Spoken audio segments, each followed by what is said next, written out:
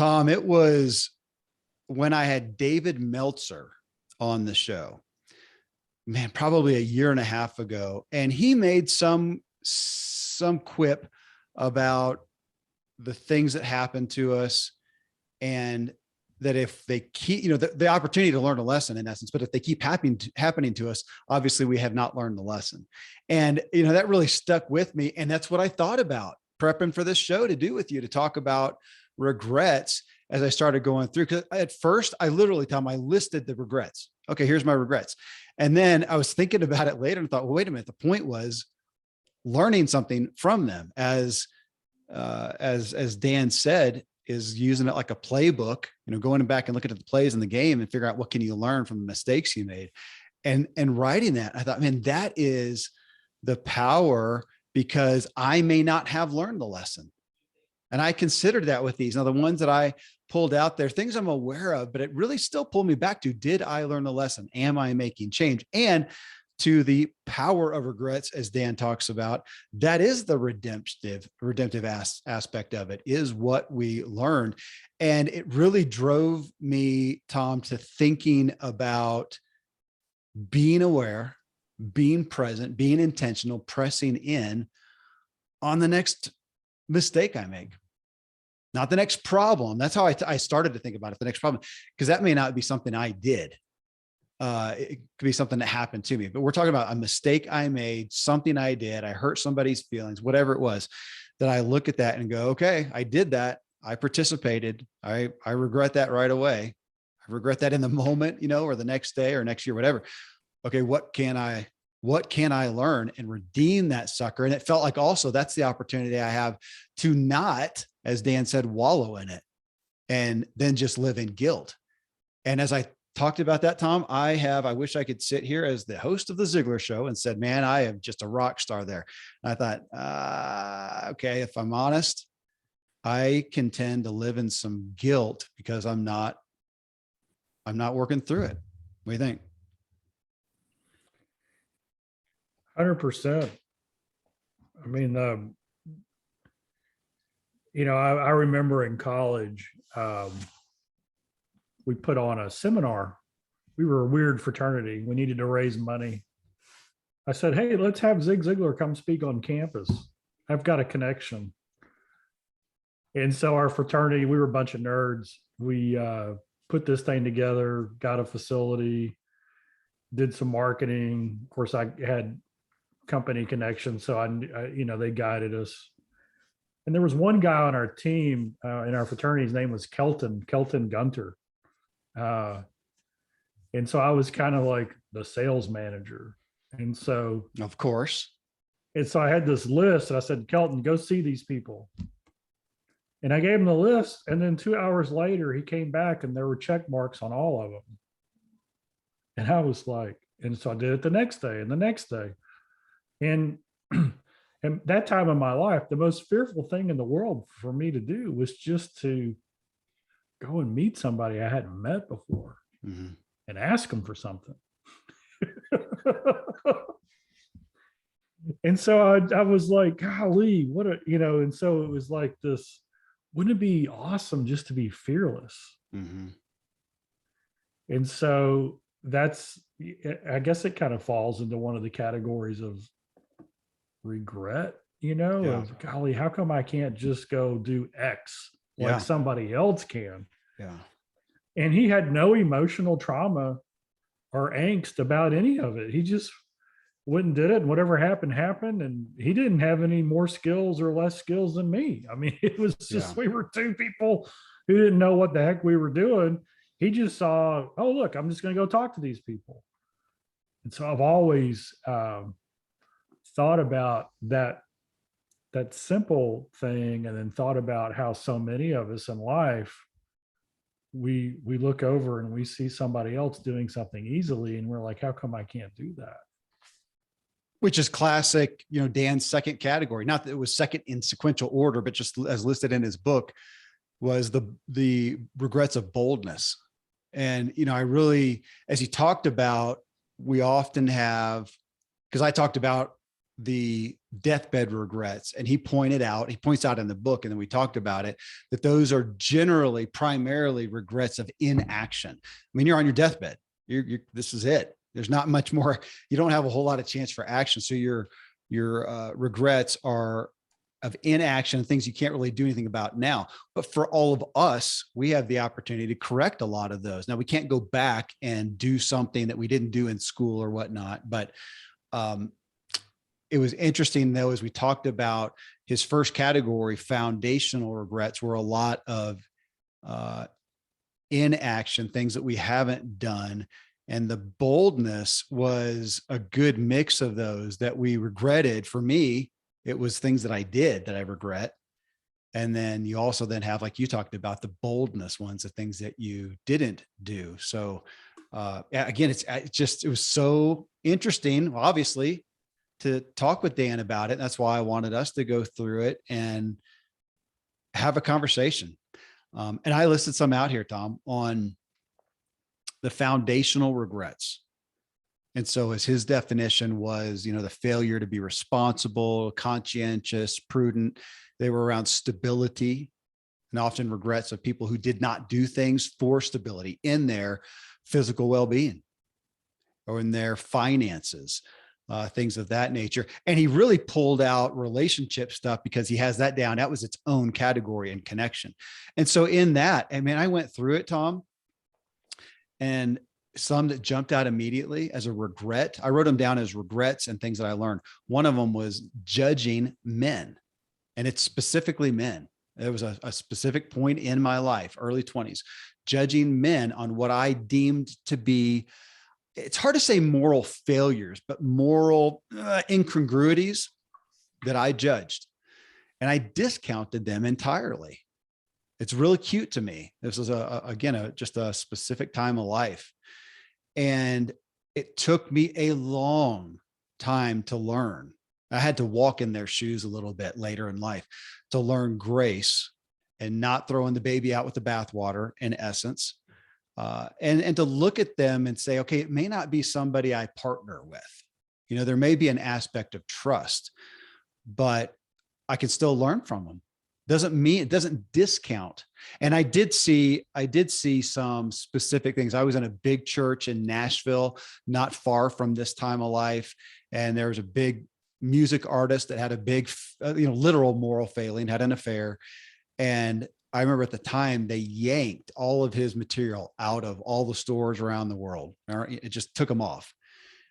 And that was the beginning of me being taken aback a little bit about my own approach, because I thought, well, gosh, okay, I get it. I kind of get it. But then does that mean that there was no goodness in him ever? That if this thing that he recorded as he was seeking God didn't have any value, and now we're going to rip that thing out because 5 years later he did have a fall. That's one that, I've heard you talk about in regards to your dad. There may be people he would share the stage with, that he would even collaborate with a little bit, but he wouldn't partner with them in that sense. And that's been something, I think that's one, especially from a faith-based standpoint, that gets a little dicey for people. Yeah, I'm right with you on that judgment thing. It took me a long time to figure out that there's always a story. Yeah. And so, especially when we're younger, we'll make those snap judgments, or we'll make a decision based on what we see. We don't have any context of what's going on in that person's life. And then you hear the story, and it's like, it just humbles you. Yeah. Yeah. Right. It just humbles you. Yeah. So that's and right now in my life, I look at people that I've had differences of opinions with through the years. And a lot of them, fortunately, we've been able to mend it. And it usually comes from the stories that we had were different. And neither one of us were innocent. But there was so much unnecessary angst and worry and trauma because didn't have the courage to just go and say, "Hey, what's going on here? Why are you coming at it this way?" Yeah. Right. Well, in this show, doing this podcast has been, it's put that in my face too, because there's people out there with great books, great messages. And yet as I vet them, I see some things and go, ooh, I don't really align with that. So do I not give them a place here on the show because of that, even though, man, their message is stout. They're a leader in this arena of expertise and insight. And they do have a good heart and they do have a good story. And so, and yet having them on the show is a representation of us. And so it continues to be something that I just, these days, I like the word tension. And we want to say balance, but I find the word tension. Well, here's one, and I'll jump to another aspect of life that some people will relate to. So when we started having kids and seeing the busyness of life and having children and everybody going 100 miles an hour and everything, I was really gung ho on we are going to do things differently. And my wife was too. And we did not, or we homeschooled, which means she homeschooled as I was working, but homeschooled. We kept them out or kept them off of TV, didn't have a TV, or if we did, it was just, tapes that we would, at that time, tapes that we would watch. That didn't have regular TV. And we kept them out of activities. And especially as they got into later school age, and my perspective, which again, I get, and I'm having grace for. My perspective though, is we are going to preserve family life. And nothing is more important than us being a family and having peace and time together and dinner at the table. And I would brag about that out of 7 days of the week, we have dinner 7 days of the week together, all of us, and we have talk. So I'm going to hold that. That had great value. And I ended up also having some regret for what they did not experience. And I'm saying my older kids, we had 3 and then had a big gap before we had the other litter. And and I looked at that, and man, I get my concern, and I do value the family time and family dinners and peace. And not, I used to look at how many days can we go without leaving the house, without the cars leaving the house. And fast forward to today, and I have some regret, and some of it came through my older kids saying that they missed out on some exposure and finding some interests. And now I'm seeing the value of kids having interests, especially in today's day and age where screens can steal the kids having curiosity, experiencing things, getting exposed to things, trying new things. And instead they get that, as Simon Sinek talks about, that dopamine hit, and they're not trying stuff. And there's a meme going around about we may miss the next great painter who will never take the time, maybe out of boredom, to pick up a brush, or the next engineer to build something, to take up Legos and start playing with them, or the next musician who won't, in some spare time that's not being filled with the dopamine hit of a screen and the next meme and the next video, won't pick up a guitar and whatnot. But so here's my kids. So I backpedaled on that. My wife and I both, and got them involved. And now today I've got 5 kids at home, and they're all involved in stuff, especially the 3 youngest. We got them involved in stuff early. And man, the benefit is great. And I'm not espousing what people should do with their parenting. I played both sides. I'm playing both sides. And we go back and forth. We had some kids homeschooled last semester that are now in school this semester. It may change the following semester. I don't know. We'll go back and forth. But I've got kids involved in dance and gymnastics and soccer, and it's busy. And we are going. And there are a lot of family dinners missed. And yet I also see the benefit of them having an interest, something they're pursuing, seeing their own progress, experiencing self-discipline, and finding their friends generally comes in that shared interest, which was my childhood. That's where all my progress was, and failure. That's where I experienced things. I experienced friends. So there's a regret and a learning and a consistent, grappling. But for me, it was also a humbling, Tom. And as I was thinking through Dan's stuff and the regrets, there was a lot of, I think, to do them well, for me, at least, as I worked through them, it required some humility. Again, not going into guilt, not not just blaming myself and feeling bad about myself, but some humility to go, man, I get why I did that, but I have some regret. I'm not sure that that was the best decision. How can I redeem it? And if I can redeem it by doing something differently that changes the course, great. Maybe my redemption, though, depending on what it is past, is only to go back and go to my older kids and go, guys, I'm sorry. I'm sorry. I don't know that was the best decision. And then going, okay, that's all right, Dad. Will you pay for my counseling? So. Yeah, and there's different kinds of regrets. Gosh, I had such a, Dad wrote the book Raising Positive Kids when I was, young. So I got to sit through all the talks in Sunday school classes while he was working on that. And he said something that was really, really profound. And he said, never believe that quality time is a substitute for quantity time.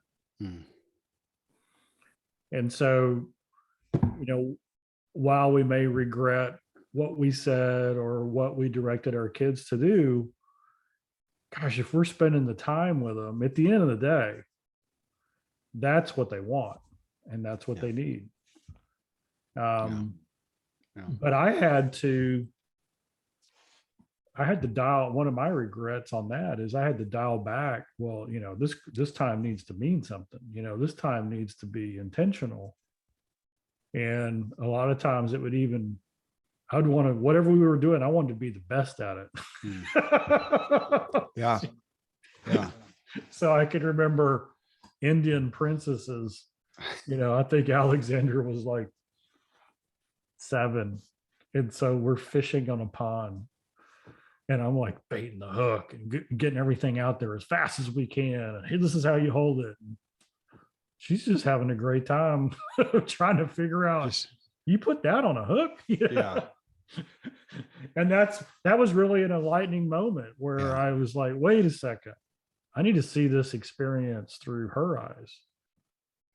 Well, some of that brings up, as our buddy Randy James talks about often, I keep saying tension. He talks about it's the bother. They're both. And I so want to be black and white. One is best, one is better, one's healthier, one whatever. And here we are, you and I, we're the odd couple with parenting. You have 1 kid, I have 9 kids. But I remember when I had 3, and it was so rich to me, Tom. And I remember telling my wife, I can't imagine how we could have more kids because of what it would take away from these kids. And then we had more kids. And you know what it did? It took time away from the other kids. The true story. It actually happened. Now, and I can go, of course, what I'm supposed to do now is but they've got their siblings and they got the big family and there's all these benefits. That's true too. I don't know that the point though is to just justify what we did. There is. I think my younger kids would say, yeah, it's hard to get alone time with daddy. It's really special. That is their most special thing. I just went through in 2 months' time, 2 boys' birthdays, and both of them wanted the weekend with daddy individual because I'm the one they spend more time with mommy one-on-one, but don't get a ton of one-on-one time, so that's true. And there's the great benefit. I mean, okay, which of your siblings would you rather not have? It's not that too. They love their siblings, but man, there's that bother aspect. And this really brings it to light. Second category here, Tom, then is boldness. And again, I do want to say these aren't sequential. It's just how Dan put them out there, but the boldness ones. And you talked about a minute ago about a regret of inaction in regards to boldness. Mine are, if I stopped and thought further, maybe I could come up with some on the inaction. Most of my regrets are for action. I enjoy jumping at things. I enjoy being spontaneous and doing things on impulse. I mean, I like crafting my life to where I can. And I did it. However, it was interesting, Tom, and I didn't think about it. Again, benefit of going through this exercise. And I regret, and I had so many, I'm not going to give a specific. I jumped at a lot of opportunities. And I have learned that I regret jumping full tilt boogie. And I've learned to be patient. But what I realized as I thought about it is it's not I regret that. So I've learned the discipline of patience. The cool thing that I realized is I've actually grown an appetite for patience. I'm enjoying it because I'm seeing the benefits of it. Now, I still like to go after opportunities, but now I am more patient. And as I am, I see the wealth, I see the greater payoff of that. And I'm starting to enjoy that. So it doesn't feel like a discipline. So there's a regret of some things that I jumped in. And actually a part of that is in some ways that I went so full tilt. You know, the story of that, the business, how many businesses do we have, especially back in the day, where later on you're doing a nice Christmas fire with the business cards and the letterhead and the things you spent thousands of dollars building up, and the business didn't work or it went a different direction. I have some where it was just, and the business working, that was just the amount of money we put into XYZ. Oh my gosh, Tom, I did that so many times. Just again, full tilt boogie. And I today I'd say I go after things and I may be committed to them, but I'm much better at, okay, let's do phase one. Let's do phase two. And let's see, not that if this is even going to work or not, though that's relevant, but sometimes just to see what direction it goes in before Kevin invests all of our money in this one direction he thinks it's going to go. Turns out it's going a different direction, still succeeding. It's going a different direction, but we have no money because he spent it all on letterhead. You've seen a couple hundred of those stories, or 1,000. Yeah. Yeah, I'm almost exactly the opposite. It's lack of boldness. And it's almost like our regrets tend to be on the side of our personality that's the opposite of us. That's a great point. That's a great point that I don't know that he hits on in the book. Maybe he does, but you go with that. Not in all categories. Morality, probably not. That's not a personality thing. Although if you're bold and, if you're quick to stand up and fight and say, I'm going to do this, that gets you into different types of trouble than. We'll come to that in a minute because I may have one for you on that. Yeah. So I've always been not a rule follower, but hey, this is my role. And so because I said, well, my role is my primary guide. If something looked like a lot of fun or interesting or was important, but it was out of my role, I would quickly discount it. Interesting. And so this goes to one of my big regrets is growing up at Ziglar and at the office. And there was a good 15-year stretch when I was working there where Dad was speaking all over the country to corporations, and probably 15 or 20 times a year I could have gone on trips with him and met all the people he met and made contacts and just let whatever my job was, just figure out how to do it. Yeah. But because that was my role, I couldn't see, it was like by making my primary role secondary for that short amount of time, that 2-day or 3-day window, because I couldn't get over that, I missed out on that. Yeah. And when I look back at it, it's like, well, duh, that's a no-brainer. Who wouldn't want to go spend, a trip a month for 10 years with people who are running corporations that have thousands of employees and just get to know them. I mean, it's like, it's so obvious, but it was probably Dad's focus on something else where he didn't think of it. And it was my lack of boldness to step outside and go, what would I tell? Maybe this is a good idea. If you could go back in time and tell yourself, hey, this is when these things come up, this is what you should do. Yeah. Right. Maybe that's going to point us. That's another way to point us to, what are the things that we're doing now that we're going to regret? I mean, I like that, Tom. And I wrote down too, as you talking about personality styles, and I had to do justice to Dan's book and either go see if I missed it in there, or maybe I'll just text him and go, okay, did you talk about personality styles in there? Because in learning about it, I'm thinking, you got me thinking, if I want to learn about some past regrets that I have, let's say you and me. So I want help discerning some of the lessons I could learn from my over boldness, from my spontaneity, from my impulsiveness. I'm probably going to do best to commiserate with somebody of a similar style, because they get me. They go, man, I get that. And here's a lesson, somebody who's been through that, where you're going to be with somebody of your style, because if you come to me, we had such a different experience. So I think it's worth people hearing that. If you're thinking about some of the regrets that you have and how to redeem that, what is the lesson? Where do you want to grow in wisdom in that? Maybe commiserating with somebody who has that similar style is relevant. I don't know. I just like the point, Tom. I hadn't thought about it. Yeah. And, I'm sitting here struggling for words. One of the things that I've learned how to do is to really celebrate how different people are different. Yeah. And if they're eccentric or they're peculiar to me, right? Maybe not to who they hang out with, but to me, they do things in a different way, but they're so gifted and talented in certain areas. Why not just celebrate the way they are and not hold against them that they're not like you? Yeah. And it took me in my early leadership roles at the company.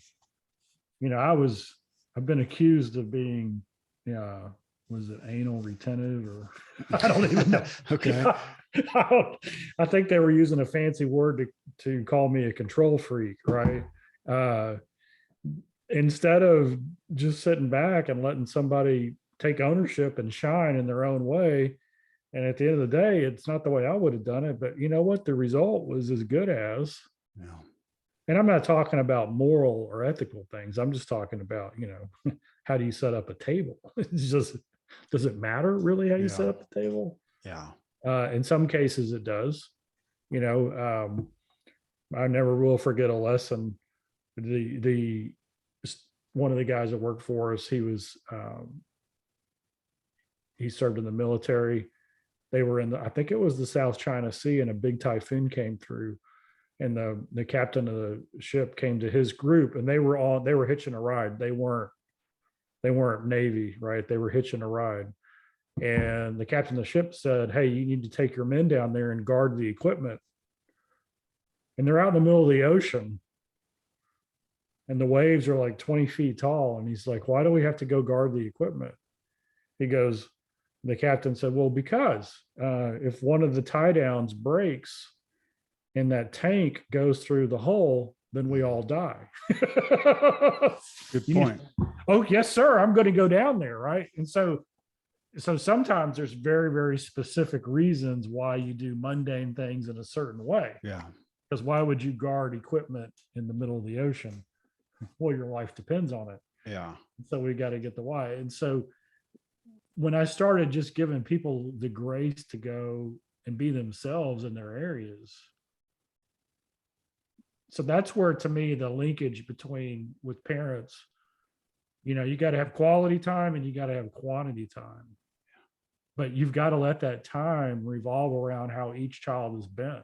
Yeah. You might have an athlete, you might have an artist, you might have one who's super social, you might have one who's an introvert, but the same size doesn't fit all, for sure. Yeah.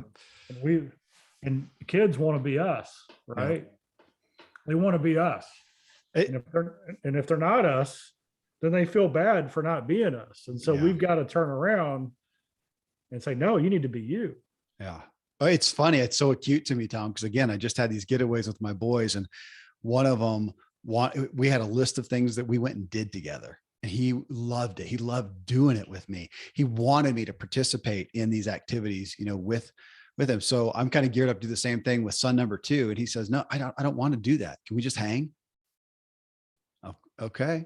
We'll just hang. And we did. We watched some shows together and, played a game and ate and had some time. And he's one of those guys where you have a relationship that you're okay just being together in silence, even doing something different. You're reading your book, I'm reading my book, whatever it may be. So, well, you mentioned moral things, and talking with Dan, obviously there's something we can regret that was just flat out immoral, right? I mean, I had Tommy Breedlove on the show last year, and part of his story starts with him being in jail.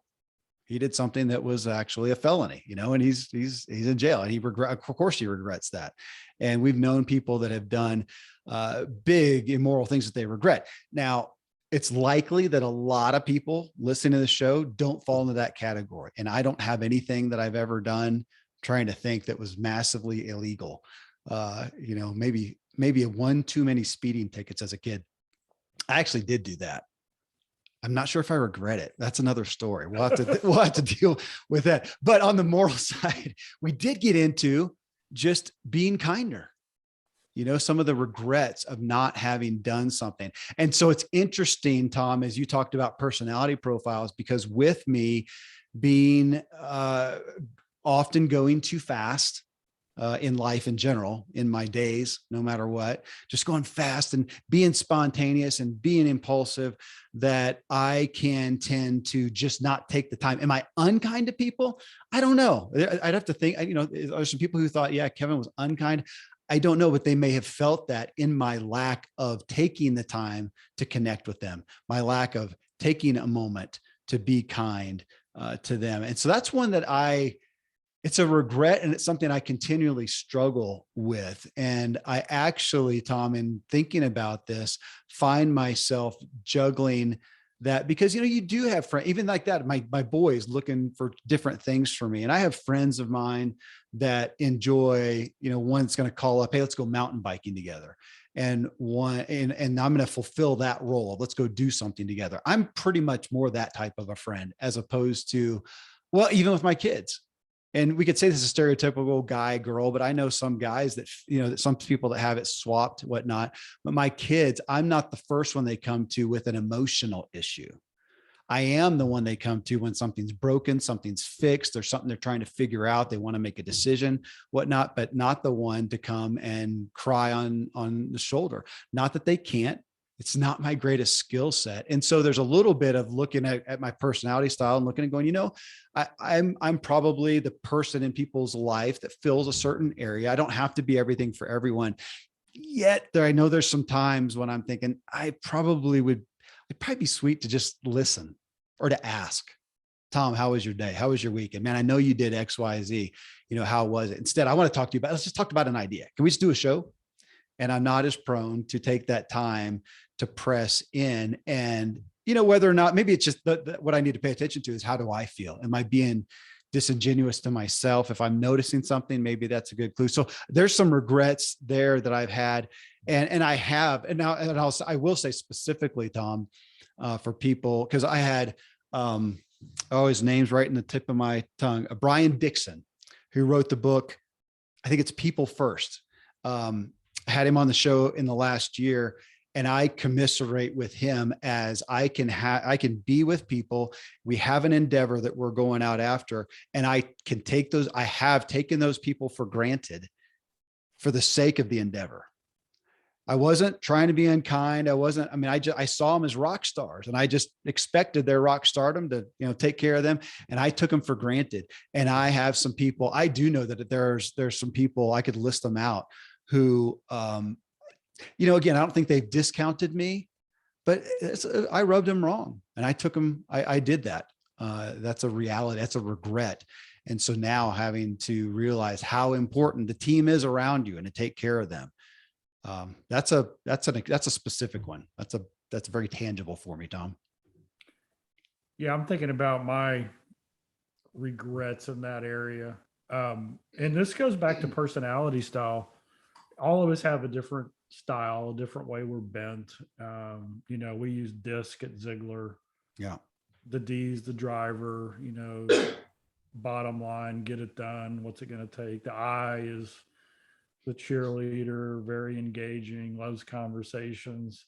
The C is the accountant type, detailed list keeper. These are the rules. And the S is the steady. They're the relational. They want to do whatever you want to do. And I'm an S. And so when I get really into, like when I'm going hard S, Like I'm just letting my style run my life, I can get into danger that creates regrets because I will let people cross boundaries and let them assume that everything is okay until one day, and this is common with S's, if you're a high S, one day you just had it and you cut them off Yeah. and they have no idea what just happened. Yeah. And so you think by being kind, by ignoring it or letting it go, you're doing the right thing, but it's really a great unkindness. And so almost anytime it, for me, like one of my clues as to what I should do is if it feels uncomfortable. Yeah. And so, if it feels uncomfortable broaching that subject, it's probably what I should do. Yeah. And so my regrets are not being uncomfortable enough. Yeah. I relate to that one. If I was more uncomfortable or happier, not happier, but more okay with being in uncomfortable situations, I'm getting better at that. But I look back at the things that got out of hand that never should have gotten out of hand. Mm-hmm. It's because I didn't address it at the earliest level. Yeah. Goodness. Yeah. We're buddies in the conflict averse club. I just don't like it. I don't either. I regret it. And I still don't like it. I don't want to learn that lesson, really, but I know the power of it. Well, and so it's interesting as we've been talking, we keep kind of getting into the relationship aspect. And that's the fourth category here is connection regrets, which interestingly, that was a primary top 5, top 3 for the deathbed regrets as well, was not staying in touch with my friends. And we're at a time period right now when I haven't done the research, but just experientially, I think we're seeing more and more regrets there because people are staying in touch even less. And we know that from a stats standpoint that we're, theoretically connected on social media. We got a zillion friends, but we are more and more isolated. We don't have that. My dad calls it his 3 a.m. club, those close connections of somebody who we could call up if we were in help. And he actually puts it, or we needed help. And he puts it, who could lend you whatever it is, $500 if you needed 1,000, 10,000, whatever it would be in your economy of friends and whatnot. But, that would be there for you. People have less and they're feeling isolated, and it's being talked about. That's why we're seeing an uptick. Now, I'm not saying this is bad. It's good to go find it somewhere in people seeking out coaches and especially therapists right now. Therapists are booked solid, and that's one of the reasons people have nobody to talk to. I think we tend to think that oh my gosh, everybody's in therapy because mental health is so bad. That's part of it, but I think we're also just finding people isolated. They don't have somebody to talk with, and so you pay for somebody to talk with, which is valuable. So on the connection regrets though, man, I have some. I just talked about some and how I had treated people, but one regret that I have done a decent job of correcting, Tom, was just not seeking to proactively invest in people and invest in relationships. I was kind of what I talked about before with my kids. I was grateful to be involved in things. So I was always involved in sports. I found my friends there. We did life together. But later in life, when, we kind of went our different ways and you go start a family and whatnot, I was not reaching out. And I got taught that by a good buddy, Ronnie Freeman. He's a Christian music artist. A lot of people know him, writes a lot of songs for Mandisa. If you know Mandisa, you know a lot of Ronnie's songs. And he would come over. We lived across the street from each other for a while. He'd come over with a cup of 2 cups of coffee and knock on the door. And he finally said one time, he says, "Kevin, I know you like me. I know we're friends, but you're not going to come be friends with me unless I just barge in like this with a cup of coffee. So here I am." And I felt bad because he was right. He was right. He's my dear friend. I love him, but I don't take the time. And it was later when I moved away up here to the town I'm in now, which was I think we're coming on 20 years now or something. We've been here, and it was coming here, and I realized that. And so I proactively went and asked some guys, "Hey, let's get together, do coffee, kind of see what happens." And for all this time, I've had a Thursday morning or Friday morning, it's changed, group of guys, and we just do life together. It's not a It's not super profound that, hey, we went through this book and we did this. Sometimes we get together and we chit chat. Sometimes there's a specific issue. Sometimes we're excited about something that kind of ebbs and flows and we let it go organically. And I don't know what the best way is to do your group if you've got one or want one, but I just learned the power of consistency, that I need to take the time. I need to invest it. There's so many times when I wanted to say, no, I'm not going to make it. But I knew the value. So that's a regret that I had specifically, or that I experienced, that I corrected. And that's a high one on my connections list, because it's still just so relevant. I'm still naturally prone to go, I'm not going to show up. So I've learned to show up more. How about you on connection side? Wow. Well, Bob Bodine, one of my best friends, he redefined friendship for me. You know, Okay. The Power of Who in that book, it really changed my life. You know, we all need friends. And I can't remember exactly the stats that he would quote, but most men, they quit making friends when they're 35 and they've Yeah. lost their friends by the time they're 60. So they're all alone. And that's terrible. You know, we were designed for relationship, created for friendship, I believe. And so he said, you know, with friends, you change the world. Jesus had 12, 3 were best and 1 was closest and 1 wasn't very good at all. It's true. Yeah. You know, but look at the impact they'd had. And so I made it, you know, I back then, gosh, this was a long time ago, more than 10 years ago. I bought 12 of those books and I wrote notes to 12 friends and said, hey, I want to be your friend. And some of them at that time, probably only 1 or 2 were in what I would call the close inner circle. And so I doubled that. Some of them were old friends that geographically it's just never going to be like it was, but I wanted to reach out to them and just say, hey, you meant a lot to me. Yeah. When we were together. And then claiming friendship. Gosh, that was a big turning point when all of a sudden you tell a friend, hey, I love you. I appreciate you. Yeah. And for men, that's hard to do sometimes. You know, it depends on how you grew up. I've spoken a lot and I'll talk on that subject, and people will come to my room or come up to me and say, you know, my dad's never told me he loved me. Well, it's pretty hard to tell somebody else when your own dad doesn't tell you, right? Yeah. You know what I mean? It's like, Yeah. and I can't imagine that. It was like, I got that father's blessing like every time I was with dad. Yeah. So, it's, and then I look at dad, and so here's the good news. You know, he lost his father when he was 5, so he didn't really have memories of his dad. But yet he became the father that openly loved and showed his kids that. And so even if that wasn't your role model, your example, your experience, you can choose it. And when you choose it, you change your family tree. So it's a powerful thing.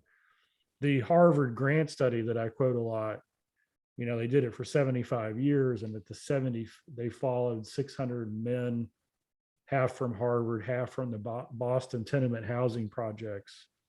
When they had the 75th anniversary, there was about 10% still alive, and so they decided to go into the data.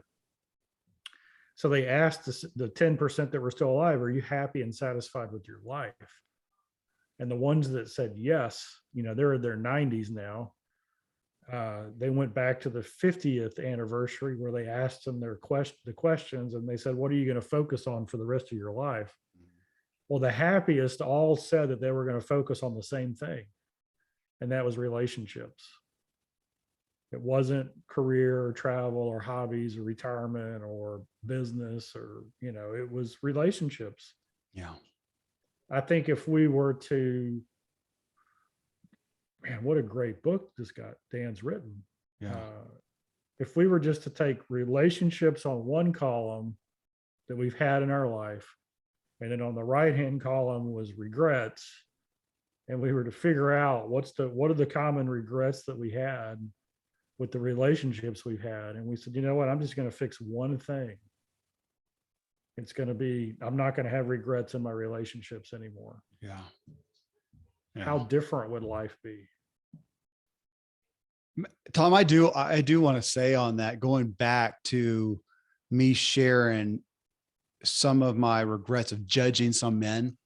But on that, because it's high on my, gosh, it's very important to me, or it's very acute to me, I should say. I am I can be a solitary guy. I enjoy that. And it recharges me. So I'm good with some of that as well, but I can tend to isolate. And the tension between that and between years ago, a long time ago, a lifetime ago, of seeing some guys and realizing that the guys I mistrust the most are the ones that are alone at the top, that they answer to nobody. They're not accountable to anybody. I have enough fear in that because that's my style. That's my greatest risk too, is to be that guy. And so I do the work not to be, because that's what scares me. It's one of the things that gives me so much trust and joy in you. And I know you're involved in other people's lives. You've got Bob Bodine, you've got Howard Partridge, you've got these other people that you're consistently involved, and you involve them in what you're doing. I mean, I know those guys both know a lot about your business. I know some, but they know even more. That is profound to me, because you get to the top, especially if you get some success and abundance, and you don't need anybody in your business. And so you don't. You're king at the top. Man, I saw the downfall so many times. I saw the danger of that. It gave me fear of that. And so it's keeping me out of the regret so far. And I find that as time goes on, I'm pressing into those people more and more. Sometimes I think that I connect, Tom. I let you know what's going on and connect just to make sure that I'm not just out of my gourd. Because every once in a while, I'll get to thinking, am I really all together here? And I need other people in my life. So, man, thank you for being that to me, Tom.